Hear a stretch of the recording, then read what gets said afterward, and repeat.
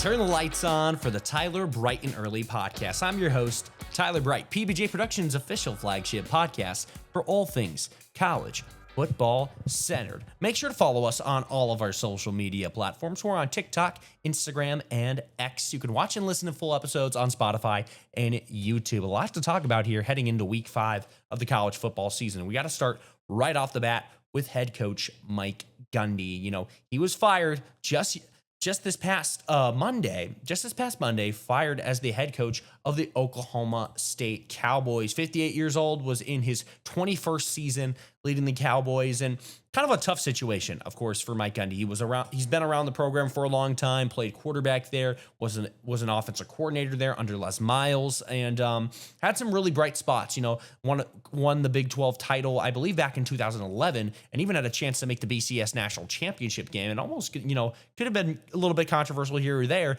if they win that game against Iowa State. They're in the national championship game, and then of course had a great run back in 2021 with being like a yard away from making the college football playoff, losing to Baylor in the Big 12 championship.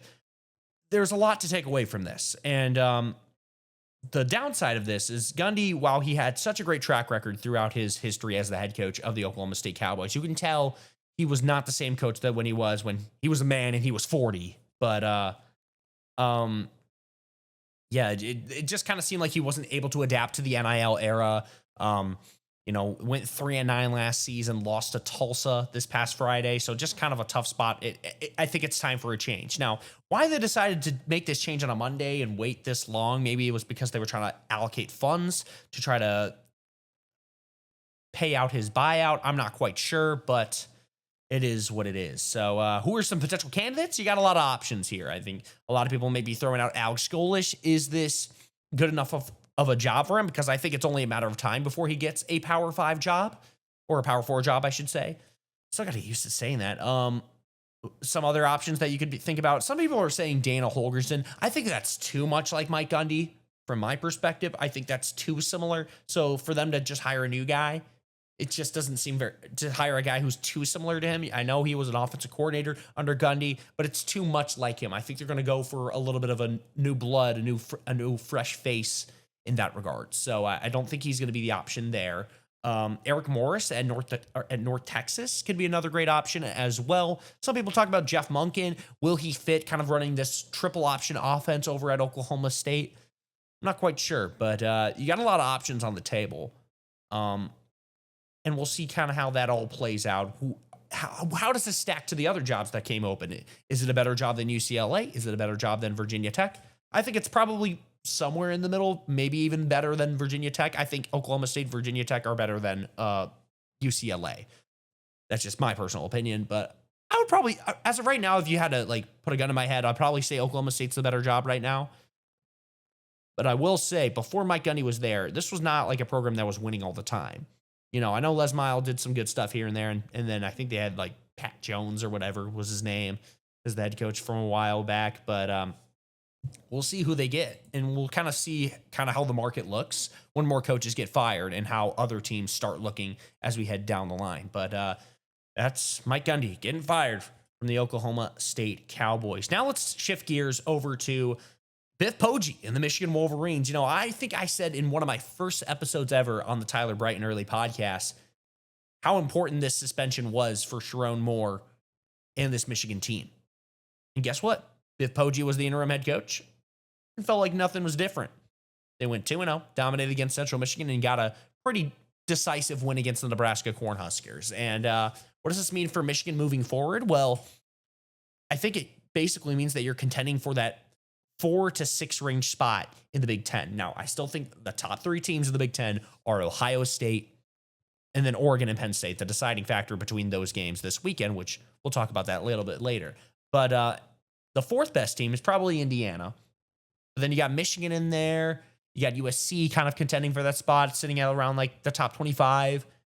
How is Michigan going to finish out the rest of the year? We'll see. We'll see. Obviously, you know, they play Ohio State last game of the year, kind of owned the Buckeyes the past couple of years, going back into the Jim Harbaugh era, and then getting the upset win over the Buckeyes in last season. Oh my gosh, can't talk today. we'll see. I'll keep an eye on the Wolverines. But and speaking of Indiana, just dominating performance over the Illini, who were a top 10 team at the time. I don't know if they were quite that good, but Indiana winning that much, that decisively, wow! Like we got to keep an eye on Indiana. You know, Kurt Cignetti, he's doing a great job at that program. Mendoza looking like a Heisman favorite as well coming out of Indiana. Like he has done so well with the Hoosiers. He's just looking like an automatic upgrade from Rourke this past year. And who would have thought that? You know, maybe some might have being transferring from Cal. Also a tough loss for Cal losing to San Diego State. Yikes. They might be on quit watch. Yeah, watch out. Cal Golden Bears. It might be a rough year. But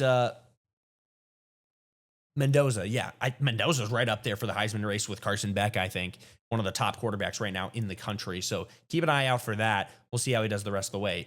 Once again, an easy schedule for Indiana. Are they going to get got somewhere? Is there a trap game in there? Now, some people say Kurt Cignetti doesn't have trap games. We'll see. We'll see. I want to see more in year 2 to prove it's really legit. Now, I know they made the college football playoff, but, you know, I stand there. But now let's kind of talk about another thing that got announced this week.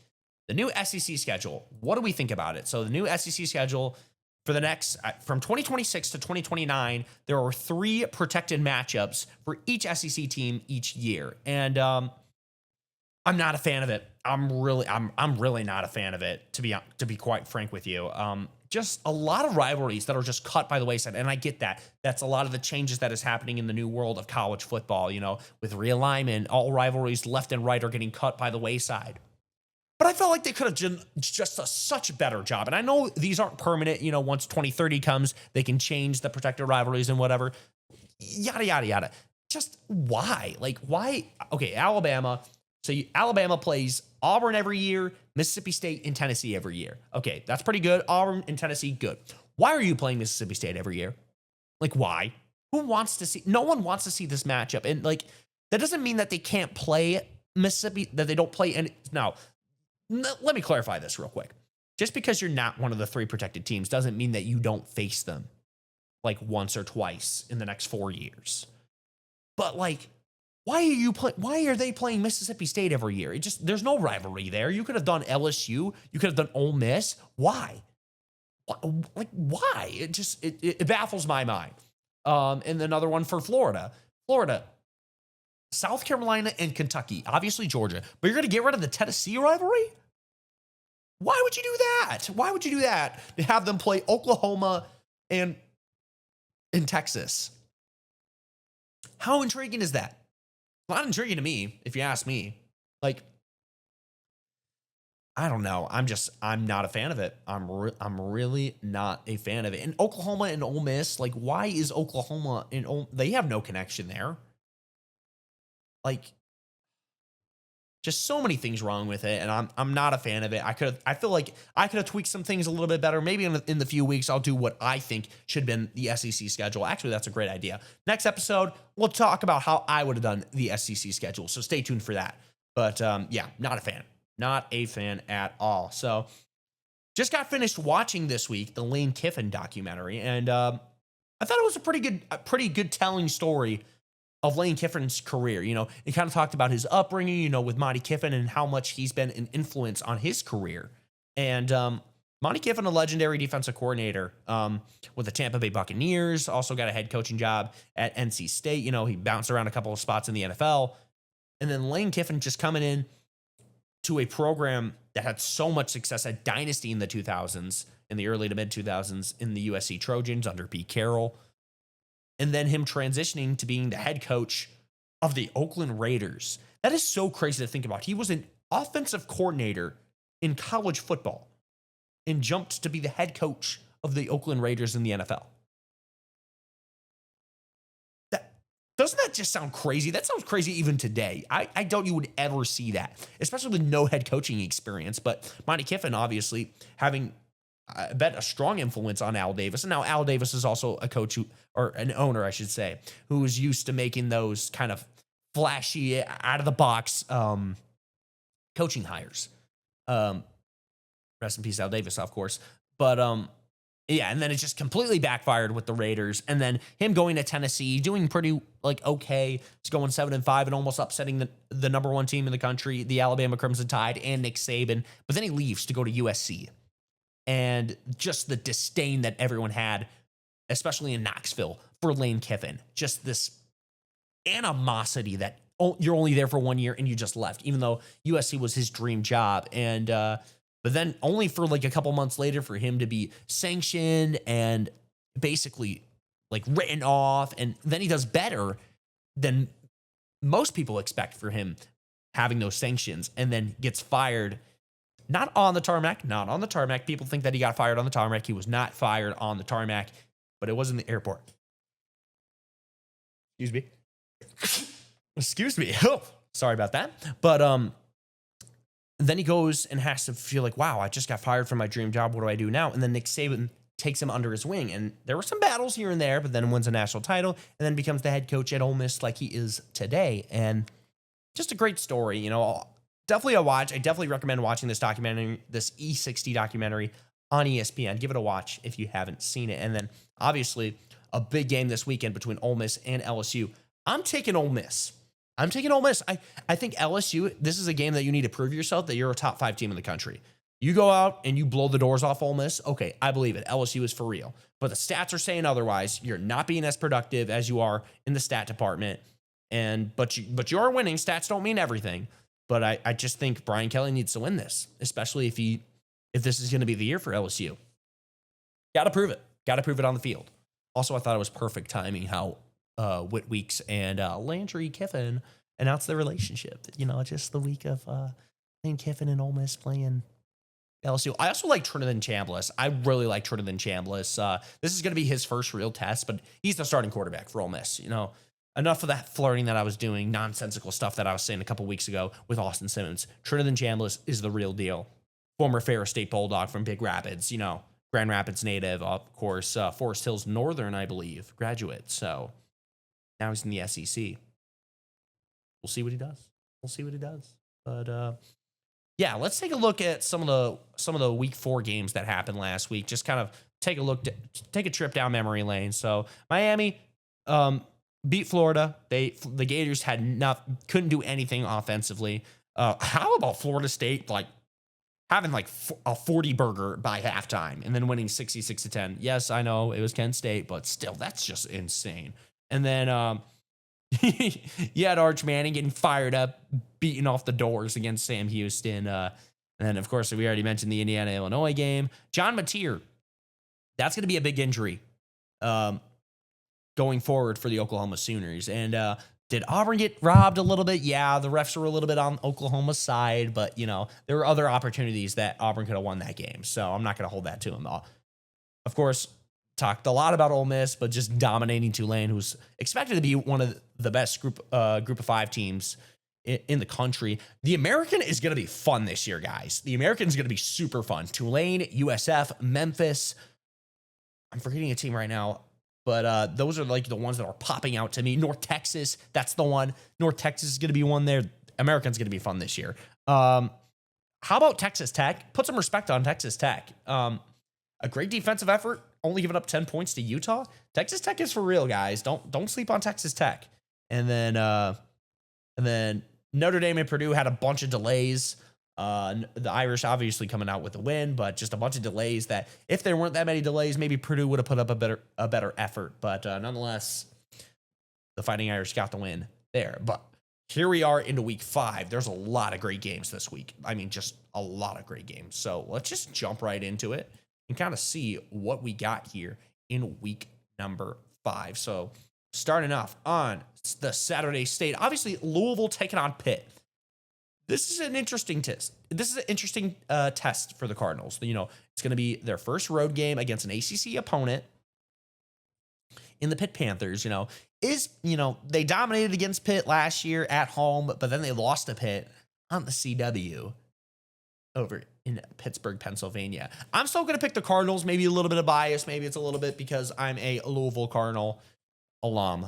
But I do think that their defense is I think the Cardinals defense is solid. Had a little bit of trip ups here and there, and Colin Lacey might be the best return specialist in the country. Like, he was explosive, especially on that play against Bowling Green where I thought he was 20 yards too upfield, and then he goes back, tracks it back, and then just takes it to the house. Just like he's going to be a danger for this team. He's going to be a danger for this Pitt team, and but it's just going to be a matter of what Louisville team do we see out here on this. It's a noon game over in Pitt. Not sure what the weather's going to be like, if that's going to be a factor or not, but yeah, I think Louisville's going to get the win against Pat Narduzzi and the Pittsburgh Panthers. Some other games that stick out to me. Let's take a look at UCF and Kansas State. If UCF just absolutely destroys Kansas State, is Chris Kleiman going to be on the hot seat? They're not living up to expectations. The Wildcats, they're not living up to my expectations that I had of them. I'm picking Scott Frost and UCF. There's just no reason for me. And even though it is at Bill Schneider Family Stadium, there's no reason for me not to pick them. Also, I don't think if I read the stat correctly, and I'm gonna fact check this a little bit, but Scott Frost, I believe, hasn't lost a regular season game in like 16 games. When's the last time Scott Frost has lost at UCF? Because when he left UCF, he was, I think he might be on a 16 game win streak. Obviously, that's going back to his previous tenure at when he went on that run in 2017. But yeah, like I'm picking UCF. I like what they're doing. Scott Frost kind of adjusting pretty well, coming back to his old stomping grounds in Orlando. But yeah, like that's what I got right there. I just think Kansas State is a mess right now. Now moving along, you got USC and Illinois. How is Illinois gonna treat this game now that they got blown out by Indiana? Absolutely disrespected and robbed. I know their secondary is a little bit injured, so that might be a little bit of an issue. But you're playing against USC. You're at home. USC kind of played a little bit of a close game against Michigan State, but did come out with the victory. They are a top 25 team. You're battling to be a top 5 team in the Big Ten. That's going to be a big test out of that one. Stay tuned for that if you want to see who's in the upper echelon of the Big Ten. Let's look at some other games that kind of stick out. Ohio State, Washington. I really like the quarterback for Washington. He is a great quarterback, and no one's really talking about him. And I think he deserves a little bit of respect on his name. Damon Williams. That's the name I was thinking of. Sorry. And that's even a credit to me. Like, got to put some respect on him. Know the name, but I've been seeing a little bit of his highlights, and he looks pretty good. Now, is he going to beat Ohio State? I'm not picking them, but I would say watch out. He has a chance to. Has the possibility to. Washington beat Michigan, and that was a big upset last year. It's at Washington, so who knows? Ole Miss, LSU, I'm going with Ole Miss. As I talked about, Indiana at Iowa against the Hawkeyes. That could be a tough game. Kurt Sinetti obviously talking about how this might be a tougher matchup for them, kind of taking a shot at Illinois. But I'm picking the Hoosiers. I'm picking the Hoosiers against Iowa. Auburn at Texas A&M at Kyle Field. That's going to be a great game as well. I think Texas A&M probably will get the win over Auburn. And how's Auburn going to do the rest of the season? I was saying that heading into the year, Hugh Freeze was on the hot seat, but then they kind of got on a little bit of this win streak, kind of feeling good. I was like, okay, maybe not this year. Maybe I was just a little bit wrong. Well, they lose to Oklahoma, got a little bit robbed. And are they just going to say, oh, we got robbed? Or are they just going to have that, okay, brand new slate this week against the Aggies? We'll see. Still taking the Aggies, but let's see what other games we have on the slate. Of course, Alabama, Georgia. That's going to be a great game as well over at Sanford Stadium, 7:30 on ABC. Kalen DeBoer has had a lot of success against the Nick Saban coaching tree defensively. He did really well against Dan Lanning in Oregon. I mean, we saw the game last year against Kirby Smart in Georgia. Alabama kind of ran away with that one. And Ty Simpson has looked really good since that first game. I know a lot of people had the doubters, and I even myself included, I did not think he looked good against Florida State. But he's bounced back. Now, competition hasn't been as strong, but he's bounced back nonetheless. So I think this might be a close game, and I'm definitely going to be watching that. It's going to be a great game. If you ask me right now, I'm probably leaning Georgia, but I'm kind of like a coin flip either way, like 50-50. Oregon and Penn State. This is a game that if you're Drew Aller and you're Penn State and James Franklin, you got to win this game. Like, if you're not doing it now, if you're not going to do it now, you're never going to do it. You're never going to do it. Like, I'm just not convinced. You've had so many years to do it. Drew Aller, he's been at Penn State for a while now. Time's a cooking. Time's a cooking against an Oregon team. You have the game at home at Beaver Stadium, 7:30 on NBC. That's a game you just gotta win. I'm picking Oregon. I just, from what I've seen for Oregon right now this season, they've just been dominant in every single game. And I haven't seen a lot of Penn State, but at least I feel like Oregon's faced a little bit of tougher opponents right now, even though it's not a lot on the slate, of course, early on in the season. But picking the Ducks to get the win on the road at Beaver Stadium. But yeah, I think that covers everything that I wanted to talk about here today in the world of college football. But then I'll transition to our one last segment. So the CFL making a bunch of new changes north of the border to the game that is kind of being a lot more similar to the NFL game. And I just, why are we changing the CFL rules to this extent? They're trying to make the field from 110 yards to 100 yards. They're trying to move the goalposts to the back of the end zones, which actually I'm fine with that. I think it is a little bit of a safety hazard having the goalposts on the field, but that's fine. I don't know why they feel like they need to have it 100 yards, though. I mean, and then the Rouge, they're trying to make it happen less likely. And it's just like, why? Why are you taking away tradition from the CFL that has lasted for so long, that has a fan base up there that really values those traditions of that league? The CFL has been around longer than the NFL has. So it's just, it's frustrating. It's frustrating, you know. And I like watching CFL games. You know, it just, are you losing your identity? Are you just kind of become a minor league of the NFL? And some can argue that it is, but there's uniqueness about the CFL and playing Canadian football. And how is that going to relate to the youth leagues, the high schools, the secondary schools, the leagues that have to adjust to these rules as well? Are they going to have to, you know? I don't know. I think it's kind of a disservice to the sport up there in Canada, north of the border, but I don't make the rules here. But a couple of players, I mean, I know Rourke was one that mentioned that he was not a fan of the rules. And I'm sure a lot of others are not a fan of the rules, but long live the CFL, for sure. For sure. But that's going to do it for today's episode of the Tyler Bright and Early podcast. Make sure to follow us on all of our social media platforms. We're on Instagram. We're on X. We're on TikTok. You can listen and watch full episodes on Spotify and YouTube. Peace out, y'all.